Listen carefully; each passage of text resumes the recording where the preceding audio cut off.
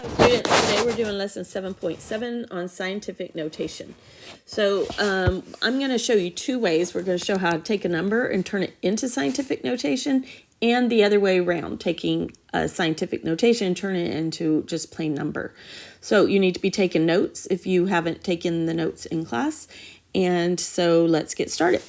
Lesson 7.7, we have example 1. This is going to be changing numbers into scientific notation. So we're going to have an A and a B.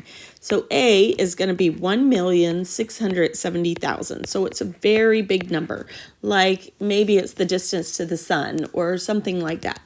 And then part B that we're going to do is going to be 0.00059. So that is... that's 59 millionths, I think. And so this is a tiny number. So maybe that's measuring something like a microscopic germ or something like that. So that's why we have, these are used in science when we're measuring things or just talking about numbers in general, because a lot of times we have really big numbers or really small numbers. And so you will see scientific notation being used in your classes in science for the rest of your schooling. So this is something very important, but it's also mathematical, so that's why we're doing it in math. So what we do is we take this big number and we're going to find the decimal point. Well, in the big number, there's no decimal point. But remember, when we have whole numbers, the decimal point is always at the end. So if the decimal point is back here at the end, now I'm going to move it. When I move it, I always want one whole number that is not a zero. So one non-zero number in front of the decimal point. So how I do that is I find my first number that is not a zero, and that's 1. So I want that 1 to be in front of the decimal point. So now I'm going to move the decimal point. I'm going to go 1, 2, 3, 4, 5, 6. Now I stop right there because the 1 is now in front of it. And so I moved it 6 times. So now I'm going to rewrite that number with the decimal point after the 1. And then all the non-zero numbers. Now, if there was a 0 in between these two, okay, maybe I should have said that differently. Instead of saying all the non-zero numbers, say all the numbers up to the last non-zero number. So this is the last non-zero number. If I had something like 1.067000, then I would write it to here. So that 0 would stay because it's in the middle. But if they're at the end, we just mark them out because we've already taken care of it with knowing where it is when we put in the scientific notation. Okay, and you'll understand that maybe a little bit better when we do it the other way around, when we go from scientific notation to regular numbers. Okay, so I have 1.67, and then I'm going to put times, hold on, got to get my pen right. Okay, times 10 to the how many ways or how many times did we move the decimal point, how many places, that's going to be your exponent. So we moved it 6 times, so it's 10 times 10 to the 6th power. I'm sorry, let me say the whole thing. 1 and 67 hundredths, or 1.67 times 10 to the 6th power. Okay, now let's do the same thing with this very small number, right? We're going to take that decimal point and we're going to move it until we have one non-zero number in front of it. So this is the first non-zero number. So I want that in front of the decimal point. So this time when I move it, 1, 2, 3, 4, I have to get it behind that 5 because I want the 5 in front. Okay, so that leaves me with 5.9. So I have 5.9, or 5 9/10, times 10 to the 4th power. So I moved it 4 times. But the problem is that I can't just put to the 4th power because this is a little tiny number. And so I'm not moving it the same as I was moving it for the big numbers. So instead of a 4, we're going to put a -4. And that shows the person that this, we're talking about a smaller number, that when we move our decimal point, we're moving it to make a smaller number. Okay, so that's our answer. Now let's do a couple. Okay, well, my iPad messed up and stopped the microphone, so I'm starting the example 2 over. I don't know when the microphone stopped recording. Okay, so example 2, we're going backwards now. We're going to start with the scientific notation, and we're going to do 6.37 times 10 to the 5th, and we're going to change this into a regular number. So I'm going to take this out of the scientific notation form and just write 6.37 down here. Okay, so I'm going to not write this part because it gets in the way. So now we're saying to the 5th power, it's a positive 5, so I know this number is going to be a big number. So that means I'm going to move my decimal point to the right, because that's going to make a big number. And I want to move it 5 times. So I move it 1, 2, 3, 4, 5. Remember, 5 times because the exponent is 5.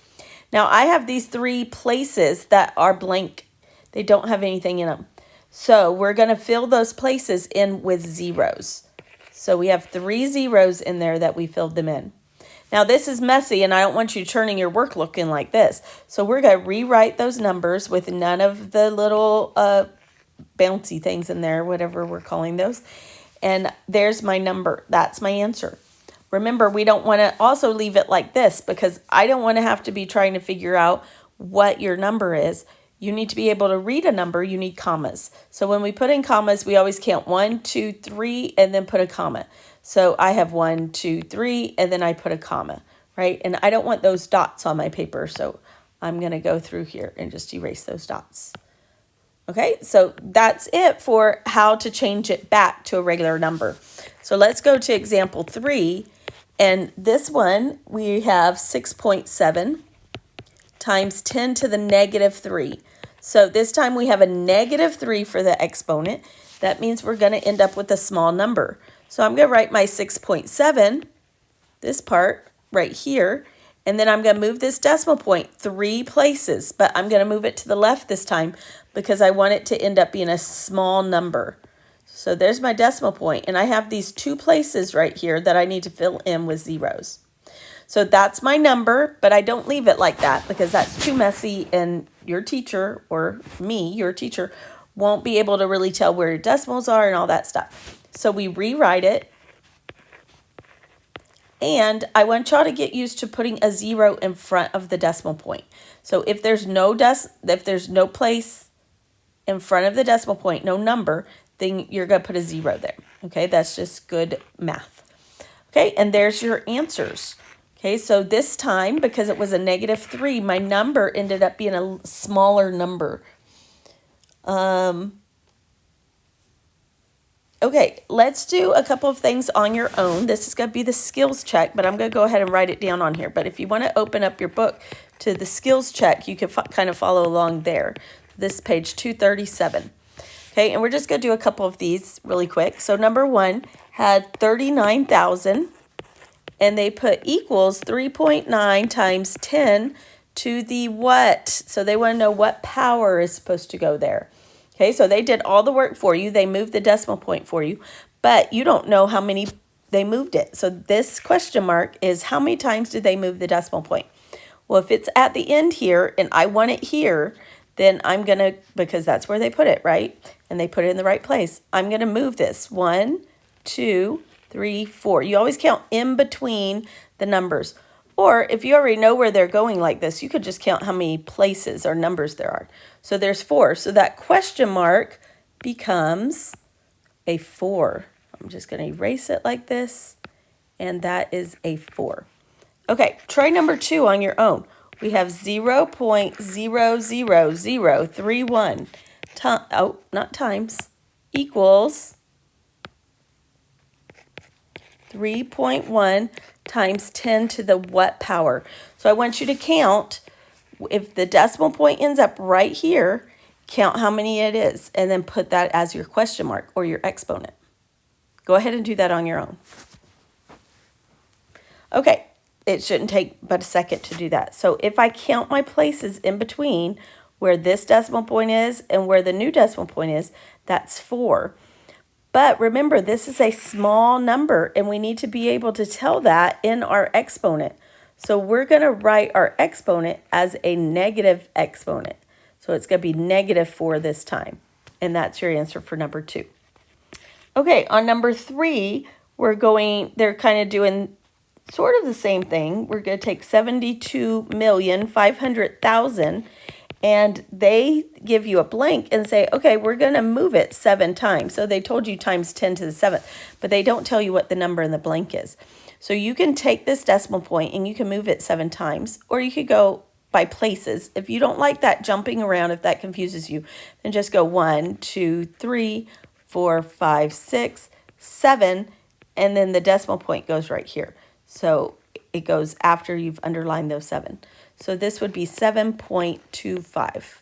Remember, write all the non-zero numbers and any zeros in between those non-zero numbers. Okay, the last one is, let's see, we have 0 point, and then we have 4 zeros and a 9. And then we're going to have a blank times 10 to the -5th power. So this is a small number, so we know that that exponent is going to be negative. But they want to know what goes in front of this. So if I move it 5 times, 1, 2, 3, 4, 5, the decimal point is going to go right here because I need that non-zero number in the front. So I have 9 times 10 to the -5. Now some of y'all might want to put 9 point, but that point is not necessary there. We just need to put 9 times 10 to the -5. So your assignment today will be doing, will really just be doing changing a number into scientific notation and the opposite way, scientific notation into a number. So if you aren't getting it, if you've done a couple of them and you're going, I really don't. Okay, so if you don't understand it, just keep watching the video over and over again until you do.